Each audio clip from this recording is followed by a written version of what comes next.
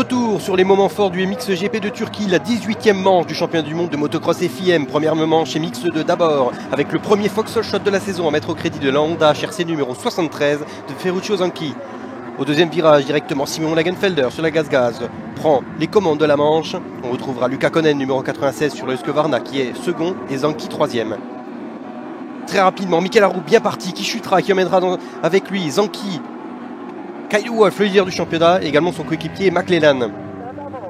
Au-dessus de l'écran, on revoit Liam Evers qui était troisième, chuté sur la ligne droite de départ. Thibaut Benistant qui avait profité de cette chute pour prendre la troisième position se fait quant à lui doubler à son tour par son coéquipier Carlis Résulis après une petite erreur sur un saut. Derrière on retrouvera Quentin Prunière, pourtant pas très bien parti, qui fait un gros effort en début de manche. Il double Résulis pour prendre la troisième position. Devant, c'est Simon Lagenfelder qui trouve l'ouverture sur Luca Konen. Thibaut Benistant qui continue les petites erreurs et qui chute. Cette fois-ci, il repartira 11e.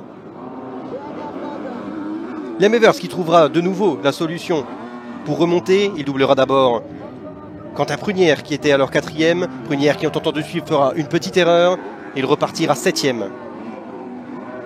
Un petit peu derrière, Michael Arrup après sa chute qui trouve l'ouverture sur Résulis pour reprendre la 6e place. La bataille continue devant et finalement Luca Konen qui trouve l'ouverture à l'intérieur sur un Simon Lagenfelder qui venait de faire une toute petite erreur dans un virage. Ça a suffi pour le pilote belge qui s'envole vers une nouvelle victoire de manche, la 13e de l'année. Victoire de première manche MX2 pour Konen devant Simon Lagenfelder, Liam Evers 3e, Kyle Wolf remonté 4e et André Adamo qui complète le top 5.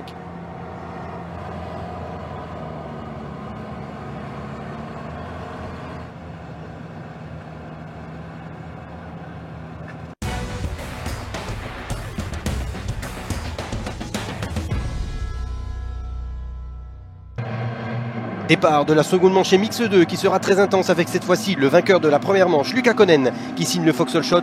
Deuxième Fox Shot à mettre au crédit du pilote belge.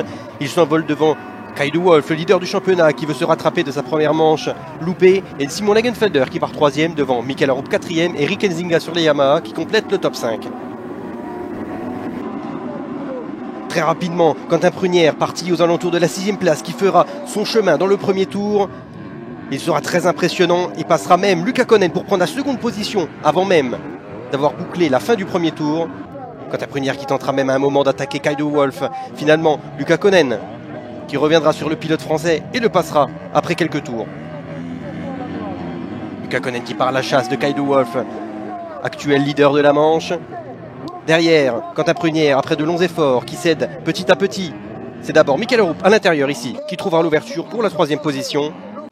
Liam Evers ensuite attaquera à son tour pour la 4e position, ça passe ici à l'intérieur.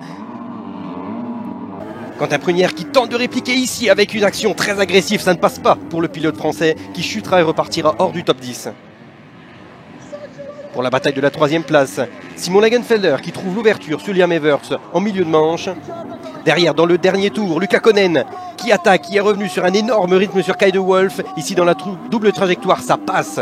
Et Luca Konen, intraitable, qui s'envole vers un doublé en Turquie. Victoire de Luca Konen devant Kyle Wolf.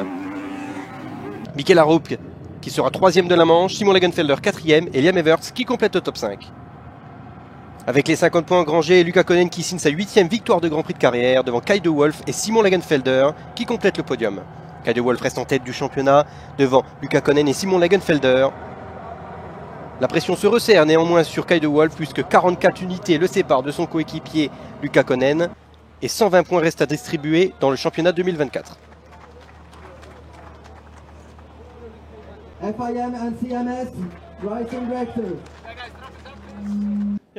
Oui, bien sûr, c'était un bon retour après la Suisse où j'ai eu des difficultés, j'avais fait quelques erreurs.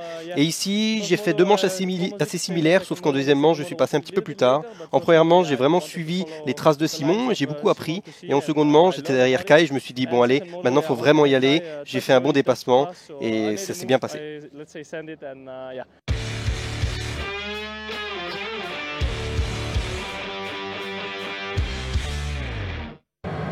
En catégorie MXGP, première manche, la Kawasaki de Romain Fèvre, numéro 3, qui chutera dans la ligne droite de départ en s'accrochant légèrement avec Jeffrey Herlings. Romain Fèvre qui repartira bon dernier, mais sans blessure. C'est Jérémy Sigwer, son coéquipier, qui signera le Fox Shot devant Tim Geiser. Ruben Fernandez également très bien parti sera 3e. Mattia Guadagnini sera 4e et Maxime Renault 5e. Au deuxième tour, Jeffrey Herlings y partira à l'erreur, ici à l'intérieur dans l'ornière, qui brûlera son bras et repartira assez lointain. Jeffrey Herlings qui remontera jusqu'aux portes du top 10. Devant, Jeremy Seewer mène et Maxime Renault trouve l'ouverture sur Tim Gajser. Tim Gajser qui fera une erreur juste après. Et Jorge Prado qui en profitera directement pour s'emparer de la 3e place en début de manche. Un petit peu derrière, Andrea Bonacorsi sur les Yamaha d'usine en très grande forme, qui s'emparera de la 5e position à Ruben Fernandez. Maxime Renault qui a un petit peu de difficulté dans les ornières. Il bataille désormais avec Jorge Prado, mais ça ne passera pas pour le pilote espagnol. Maxime Renault qui tiendra sa seconde position jusqu'à la fin de la manche. Tim Gajser qui enchaîne les petites erreurs en tentant de suivre Jorge Prado. Et pendant ce temps, dans le dernier tour, Ruben Fernandez alors 6e qui partira à l'erreur et finira 9e de la première manche. C'est donc une première victoire de manche de la saison et sur la Kawasaki d'usine pour Jeremy Seewer. Maxime Renault, déjà en grande forme, qui terminera second après avoir subi les assauts de Jorge Prado toute la manche. Tim Gajser se contentera de la 4e place et Andrea Bonacorsi complète le top 5.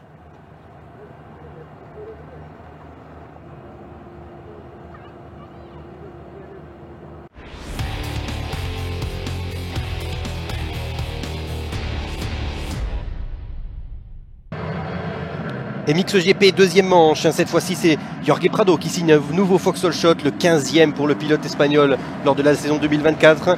Tim Gajser est directement dans la roue, il tentera d'attaquer dans le virage numéro 2, juste ici. Gajser agressif, mais ça ne passera pas pour le pilote du HRC. Romain Fèvre qui est 3e, juste devant Jeffrey Herlings, le 4e.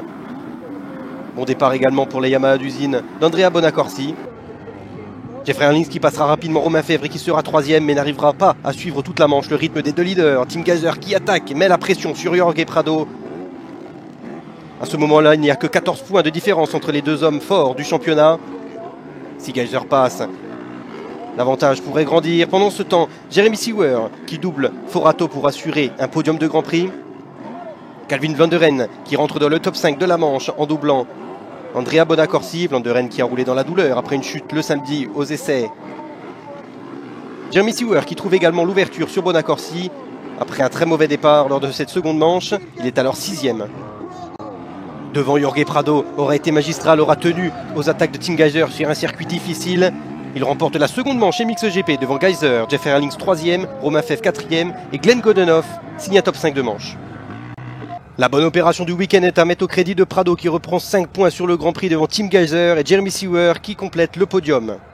Au championnat, seulement 14 points séparent désormais Tim Gajser de Jorge Prado alors que 120 restent à distribuer jusqu'à la fin du championnat.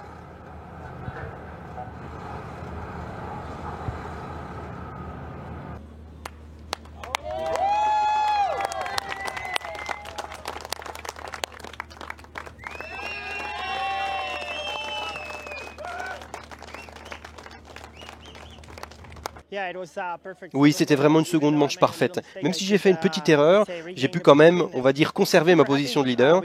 J'ai gagné des points ce week-end, c'est vraiment l'objectif désormais. Maintenant, j'ai le regard tourné vers les deux dernières épreuves de la saison, un dernier effort, et on va voir où est-ce qu'on finit.